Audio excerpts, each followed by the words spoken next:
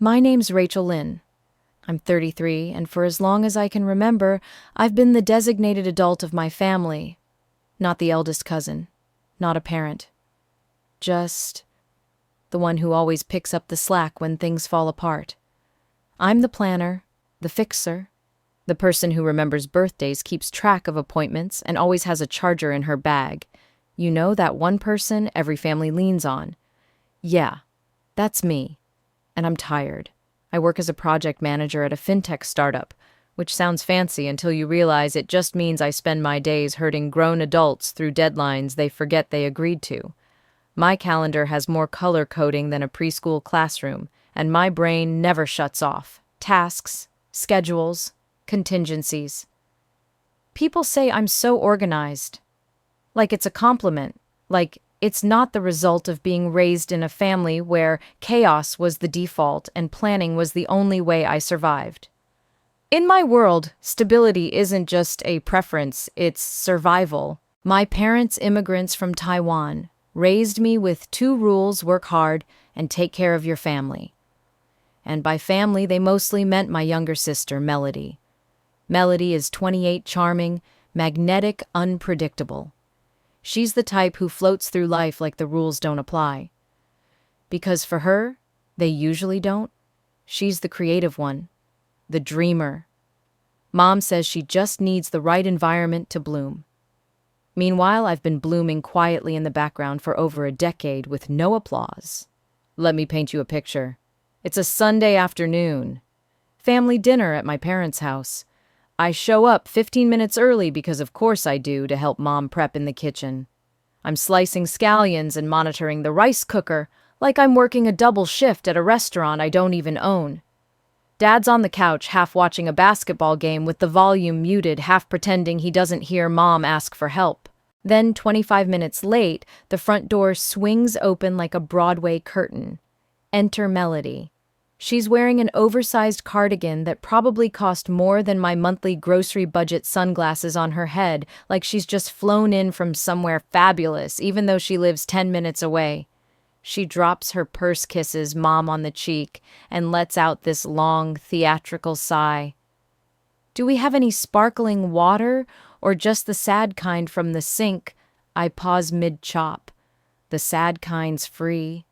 She scrunches her nose like I just offered her tap water from a gas station. Mom doesn't say anything. She never does. Instead, she turns to me and says, "Rachel, be nice. Melody's had a hard week." Of course she has. Melody flops onto a bar stool like she's been working 12-hour shifts at a coal mine. Then she drops the bomb like it's nothing. I quit my job. Just like that. 3 words, 0 build-up. I stop cutting scallions. You what? She stretches like a cat. It was toxic. My manager didn't respect my boundaries. I need a break. I glance at Mom. She's smiling. You're so brave, she says. Brave. The last time I took a mental health day, Mom said I was being dramatic. But Melody's brave for quitting with no plan and no savings. She's following her spirit, reconnecting with herself. Dad chimes in without looking up from his phone. It's good to know when enough is enough. I nearly choke on my own disbelief. Melody once got a parking ticket and cried until I paid it for her. But now she's being treated like a guru for walking out on a job she got through a friend of mine in the first place. I want to scream, or throw the rice cooker, or at least raise an eyebrow. But I don't. Because I know the script. Melody makes the mess. I clean it up. That night, while washing dishes by hand, because, of course, the dishwasher just stopped working again, I catch Melody scrolling her phone on the couch, legs tucked under her like a princess in exile. Mom walks by and says, she just needs a little time. Don't be so hard on her. She's not talking to Melody. She's talking to me. Because being the reliable one means you don't get grace. You get expectations. You don't get softness. You get duty. Later, as I'm taking out the trash, Melody calls after me from the hallway. Hey, Rach, since I'm between gigs, could I crash at your place for a few weeks? There it is, the ask, wrapped in casual tone, but weighted like a brick. I want to say no. I want to remind her that just a few weeks turned into 6 months the last time she needed space to reset. But I nod, because that's what I do. I nod, I make space, I clean up, and inside something small begins to fray. I don't know it yet, but this dinner, this moment, is the start of something I can't undo. Because the next time Melody asks for more than space, it won't just be a couch. It'll be a signature. And the price of peace will finally be too high. After that dinner, something inside me stayed clenched. I smiled. I nodded. I played the role. But underneath, I was simmering. Because no one batted an eye when Melody announced she'd quit her job to recenter her energy. In fact, Mom looked like she'd just witnessed some kind of spiritual awakening. "You're so brave for choosing yourself," she said, beaming like Melody had just cured something. Brave. That word kept echoing in my head. You know what's brave? Working 2 jobs through college, going to therapy and paying out of pocket because your insurance says mental health isn't essential, calling landlords and banks and mechanics on behalf of people who call themselves free spirits. But in my family, none of that counts as brave. What counts is knowing how to make a dramatic exit, quitting, letting go, putting faith in the universe, which, let's be honest, usually just means putting pressure on me. That night, I couldn't sleep. I laid there staring at the ceiling, replaying all the ways Melody had been handed parachutes, while I kept getting handed rope. Flashbacks came in like flashes of lightning. The time her car broke down 2 towns over and I drove 3 hours round trip to pay the mechanic because she left her wallet in her yoga bag. The Venmo request that said just this once for a $780 bill she owed when she moved to LA to network. I covered it. Because she said she'd pay me back in 2 months. It's been 4 years. Every single time she spiraled, I was expected to catch her. Without hesitation. Without thanks. Because that's what older sisters do. But what happens when the net gets tired? That weekend, I met up with Leo. Leo's my older cousin on my dad's side, used to be the golden child before he went completely no contact with the family 5 years ago. Everyone talks about him like he died, but really he just stopped playing the game. We met at a small cafe near my office. He was already sitting by the window, nursing a black coffee calm, in that way people are when they've reclaimed their peace. "You look tired," he said, no judgment in his tone. "I am," I answered. He waited a second. "Melody?" I nodded. "She quit her job. My parents are treating it like a spiritual evolution. I'm expected to, what, applaud her while I fund her soft landing?" He raised an eyebrow. "They expecting money?" "Not yet," I said. "But they're planting the seeds. I can feel it." Leo stirred his coffee slowly, then looked up. "Rachel, listen to me. If you don't draw the line now, they'll write your whole life for you. You'll wake up one day and realize you never got to choose anything." I didn't say anything, but his words lodged deep. He leaned in. "I know the guilt. I know the pressure. The whole eldest responsibility thing. It doesn't end until you say, 'That's enough.'" I smiled weakly. "Yeah, but when I say no, I'm the villain." Leo sat back, voice calm, but firm. "They already think you're the villain every time you set a boundary. Might as well be the villain with a savings account and a passport." I let out a breath I hadn't realized I was holding. He wasn't wrong. After we hugged goodbye, I walked home in silence, his words replaying in my head. "If you don't draw the line, they'll write your life for you." And for the first time, I started wondering what it would look like if I picked up the pen myself. After that coffee with Leo, I went home, dropped my keys in the dish by the door, and sat down at my desk like I was bracing for impact. I opened a hidden folder on my laptop, one I hadn't touched in weeks, but couldn't bring myself to delete. Inside it, a single Google sheet. Title: Family Expenses. Not very creative, but painfully accurate. I scrolled past the older entries, each line like a scar. Phone plan, $216, car insurance, $93, Daisy's vet bill, $347, emergency dentist visit for dad, $580, utilities back pay, $410, Melody's rent, just for December, $200, airfare for grandma's birthday, $690, business coaching refund that never came, $350, and a few items just labeled unrecoverable. Total, $18.072, 4101. I stared at that number for a long time. And here's the thing, they never demanded any of it. Not outright. They didn't have to.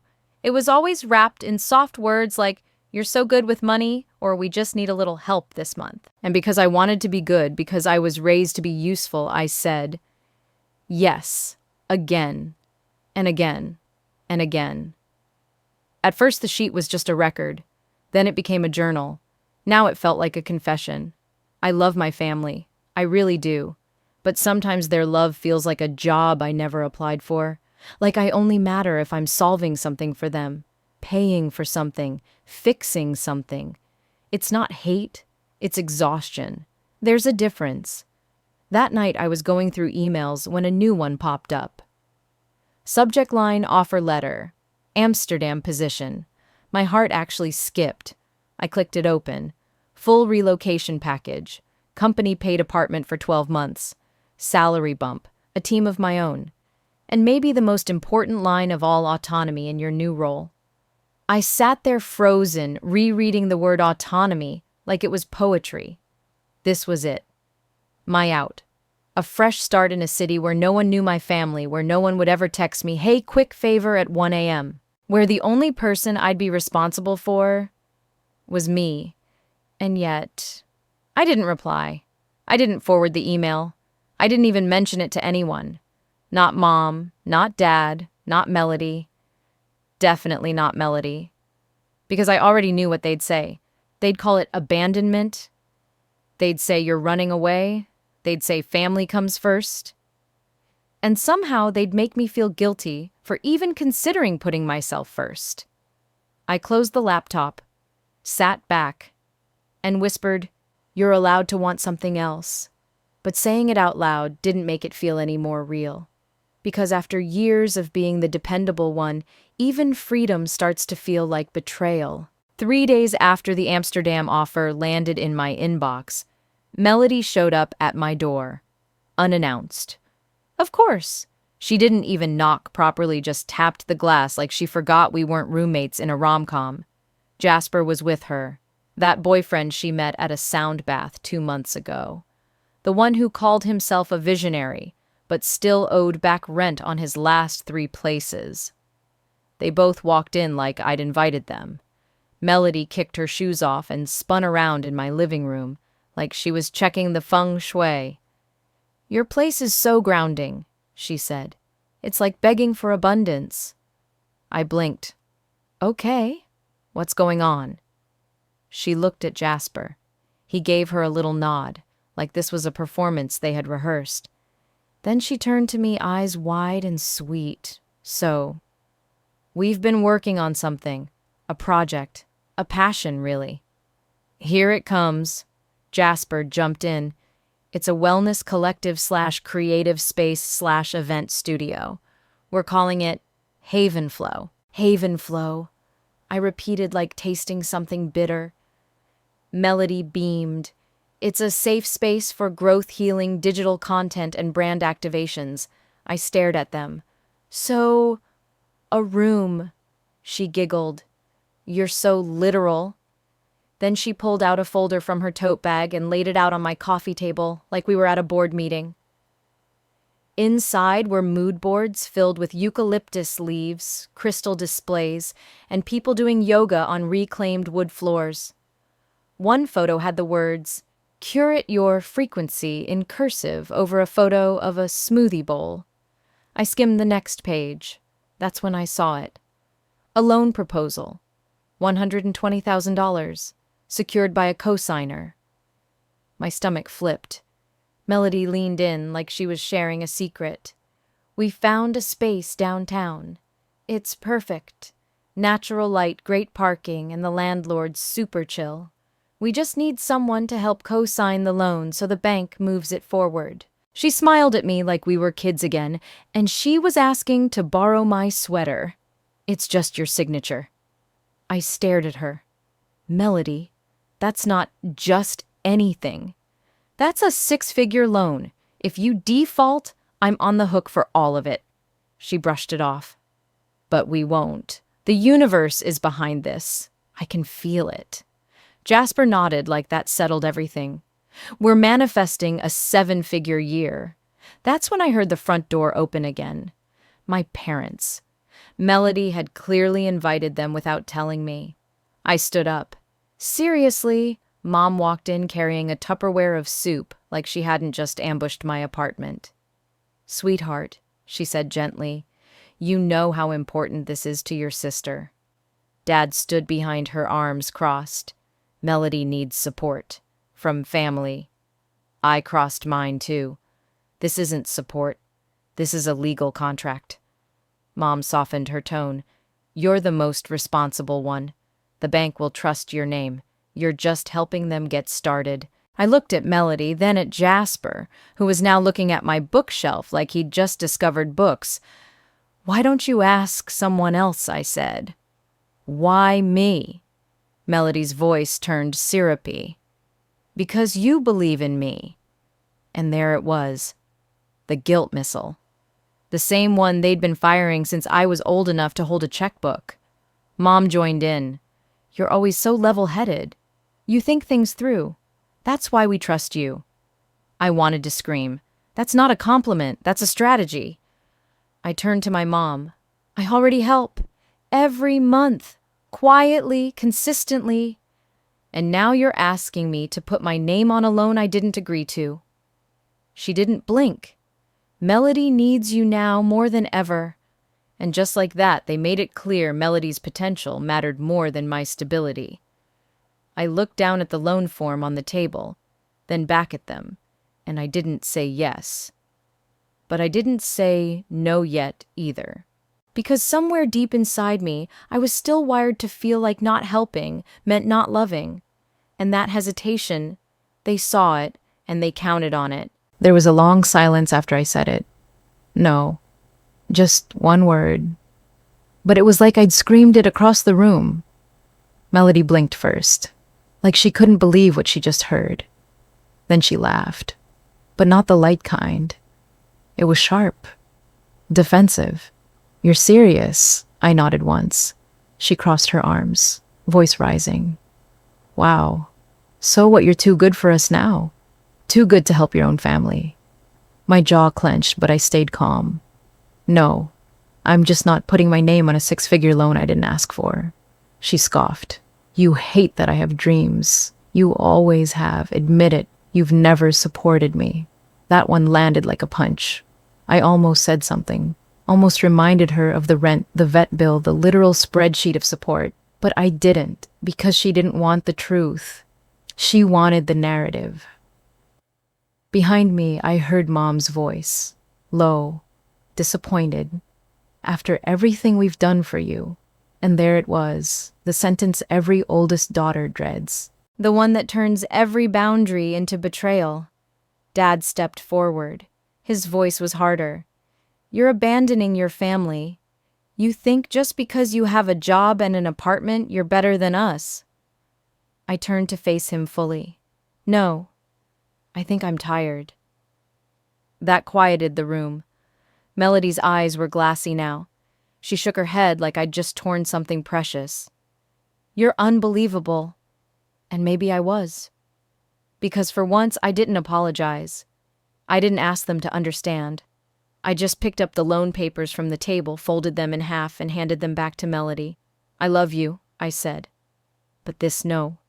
Then I grabbed my coat, walked to the door, and left. No dramatic exit, no slamming, just done. By the time I got home, my hands were shaking, not from fear, from adrenaline. I kicked off my shoes, sat on the couch, and stared at my laptop. The Amsterdam offer was still sitting there, unread, untouched. I opened it, hovered over the accept button, and before I could think too hard, I clicked it. There was no lightning strike, no soundtrack, no big revelation, just a quiet sent confirmation. My phone buzzed. It was Mike. He was working in Lisbon. We'd been doing long distance for months, always talking about the future, always pushing it back. His text was short. "You finally chose yourself." I stared at it for a second, then typed back, "It only took 33 years. And for the first time in what felt like forever, I wasn't waiting for anyone's approval. I was just free." It didn't take long for the backlash to hit. The group chat family together lit up like a Christmas tree on fire. First came Melody's message. One line, no context, just unreal. Then Mom followed with, "We'll talk when you calm down." As if saying no to a loan made me hysterical. By the time I woke up the next morning, Melody had gone full social media martyr. Tear-streaked Instagram story, moody background music, her holding Daisy the dog like she was being comforted after a breakup. The caption, "Sometimes the people who say they love you only do when you're useful." Boundaries are love too. I stared at the screen. Boundaries. The word she weaponized whenever I said no. My DMs flooded with fire emojis and heart comments from her followers who had no idea I was the villain in her story. I didn't reply. I didn't post a rebuttal. But inside, I was boiling. Then the aunties came. One by one, the messages rolled in. "Family doesn't keep score." "God sees your pride. You're blessed. Share your blessings. She's your sister. You only get one." I wanted to scream. I wanted to write a thesis on financial boundaries and emotional manipulation. I wanted to send screenshots of my Google Sheet titled "Debts That Won't Come Back." Instead, I said nothing. Until Mom sent the essay. You know the kind. The ones that start with, "You know I love you, but," and go on for 3 scrolls looping through childhood memories, sacrifices, guilt-laced guilt, and ending with, "If you won't help your sister now, don't bother showing up for Lunar New Year." That's when something inside me clicked. Not snapped, not broke, just shifted. I opened the group chat, typed 4 words, "I won't be there," and hit send. Silence followed. Then a notification. "Melody has removed you from the chat. Not blocked, not muted, removed, a curated exit, a PR move." She was making sure the story stayed clean. Rachel the villain, the greedy one, the sister who chose money over blood.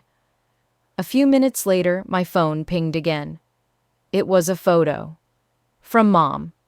The family dinner table, everyone seated, Melody smiling, Dad mid-bite, a chair at the end empty, clean plate, folded napkin, caption, "We saved this for you." I stared at it for a long time, then deleted it. Not angrily, not bitterly, just finally. Because that photo wasn't an invitation. It was a weapon. A carefully aimed bullet dipped in sentimentality. But I wasn't bleeding anymore. I didn't owe anyone an explanation. I didn't need to clarify my side. I didn't need to play defense in a game I didn't agree to join. That night, I closed the door to my apartment, made dinner, turned my phone to Do Not Disturb, and for the first time in a long time, the silence felt good. Not empty, not lonely, just quiet. Just mine. It happened the next night. I was brushing my teeth, standing in the dim light of my bathroom, trying to unclench my jaw after a day of silence. No new messages, no missed calls. Just stillness. Then a knock. Not gentle, not unsure. Loud, sharp, followed by a second one. Then a fist hitting wood. I froze. My heart dropped before I even looked through the peephole. It was my dad, still in his work shirt, face flushed, eyes wild in that way I hadn't seen since I was a teenager. The kind of expression that didn't ask questions, it just demanded answers. He hit the door again harder. "Rachel, open up." I didn't move. I didn't say a word. Then came the yelling. "You're breaking this family apart." Each word landed like a slap. You think strangers will care for you when your blood won't. You think anyone else is going to pick you up when life knocks you down. I pressed my back against the wall just out of his line of sight through the peephole. My hands were shaking, but I wasn't afraid of him. I was afraid of myself. Afraid of how easy it would be to open the door, to let the guilt pour back in, to play the role, to nod, to apologize, to fold. But I didn't. I closed my eyes, took one breath, then whispered just loud enough for me to hear it. I'm not your glue anymore, because that's what I'd always been right. The thing that held everything together. The unspoken solution.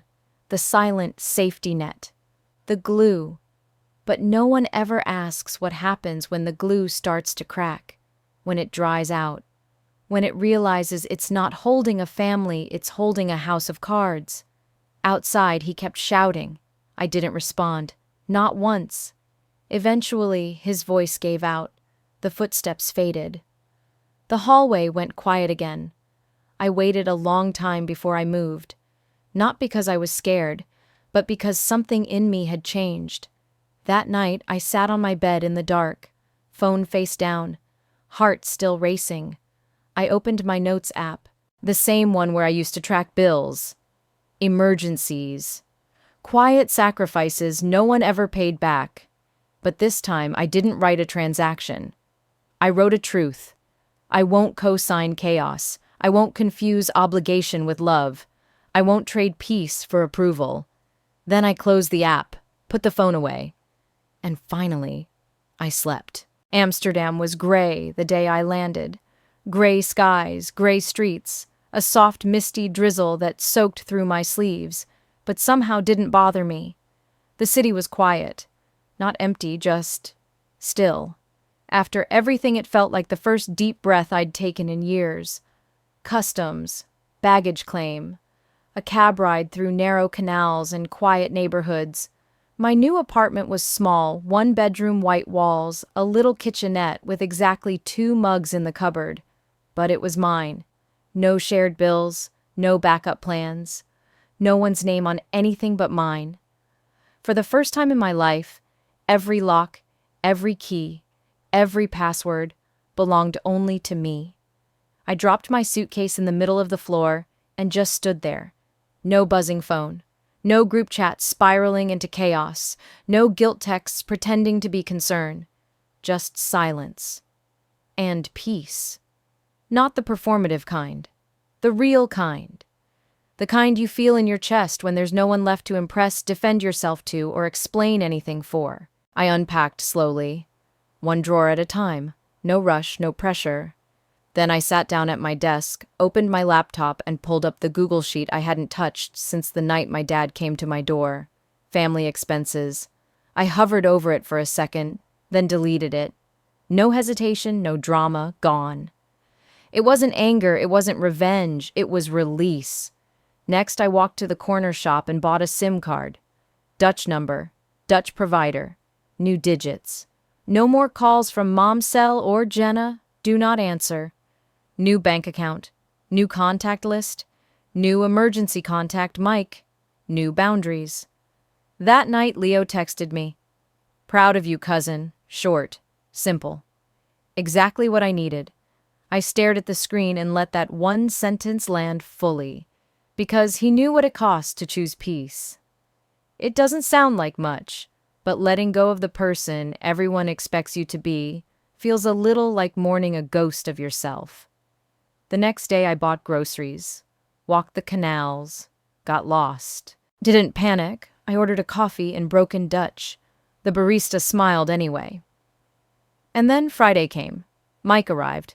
Tired from his flight, wrinkled t-shirt, a carry-on stuffed with snacks from Lisbon, and a charger I didn't know I'd left behind the last time we saw each other. We didn't talk much at first. We didn't need to. We walked through the drizzle, found a tiny ramen shop near my apartment, and ate together, in near silence, just the hum of other people living their lives. Later, back in my apartment, I cooked us dinner. Nothing fancy. Just noodles, a soft-boiled egg, a little broth. He poured the wine. I lit the candle on the table. And for a long time we sat there in the quiet, not fixing anything, not solving, not saving, just being. And it felt like healing, like a home that wasn't heavy with expectation, a life that wasn't always one request away from unraveling. As we cleaned up, Mike looked around my place at the blank walls and unopened mail and the little stack of Dutch phrase books by the bed. "You really did it," he said. I nodded. "Yeah, I think I had to." He paused. "You look different. Tired." He smiled. "No, lighter." And I realized he was right. Because sometimes freedom doesn't feel like fireworks. It feels like a single quiet night in a city where no one knows your name. It feels like ramen for two and no one asking you for anything. It feels like the sound of your own breathing and no one else's guilt riding on it. Thanksgiving crept up quietly that year. No big announcements, no invitations, just the slow, familiar weight of knowing a date that used to mean obligation was now just Thursday. I hadn't heard much from my family in weeks, until one afternoon my phone lit up with a name I hadn't seen since the last argument. Melody. The message was short, simple. "Are you happy?" I stared at it for a long time. No emojis, no passive-aggressive hashtags, no guilt, just a question. And beneath the words I could feel something real. Not quite apology, but maybe curiosity. Maybe even the tiniest flicker of understanding. I typed my reply slowly. "I hope you find what you're looking for. I just can't fund the search." And I meant it. I wasn't angry anymore. I wasn't even hurt. I was just done paying emotional interest on other people's debts. No response came. But I didn't need one. Later that week I got a voicemail from my mom. Her voice sounded different, softer, less sure of itself. "Just wanted to make sure you're safe. We're doing okay. I hope you are too. No manipulation, no you owe us, just uncertainty." It was the first honest thing she'd said to me in a long time. I didn't call back, but I smiled. Because sometimes healing doesn't look like reunions. Sometimes it looks like silence you don't have to fight against. On Thanksgiving morning, the city was wrapped in fog. I bundled up, grabbed a coffee from the corner cafe, and walked along the canal. Leaves drifted in the water. Bicycles passed slowly on slick cobblestones. Everything felt quiet, steady. I stopped at a bench and sat sipping my coffee, watching the world move without me having to hold it up. My phone buzzed. It wasn't chaos. It wasn't crisis. It was Mike. A meme, something dumb. A joke about Dutch bikes and American coffee sizes. I laughed out loud just once, but it felt big. Not because it was funny, but because it was safe. No guilt, no shame, just warmth. And in that moment, I finally understood something I'd spent years trying to unlearn. For years, I thought being loved meant being needed, that the more useful I was, the more I'd be valued, that the more I held it all together, the more they'd keep me close. But now I know love isn't about being a solution. Love protects you. It doesn't invoice you. It doesn't drain you and call it devotion. It doesn't ask you to bleed just so someone else can breathe easier.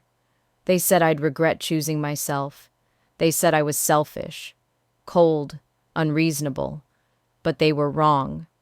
I don't regret choosing myself. I regret not doing it sooner. If you've ever been the responsible one, if you've ever been guilted into silence, if you've ever wondered whether peace is worth the fallout, drop a comment. Tell your story. You're not alone. And here on this channel, we make space for voices like yours every single day. New stories, new strength, new beginnings. We'll see you in the next episode.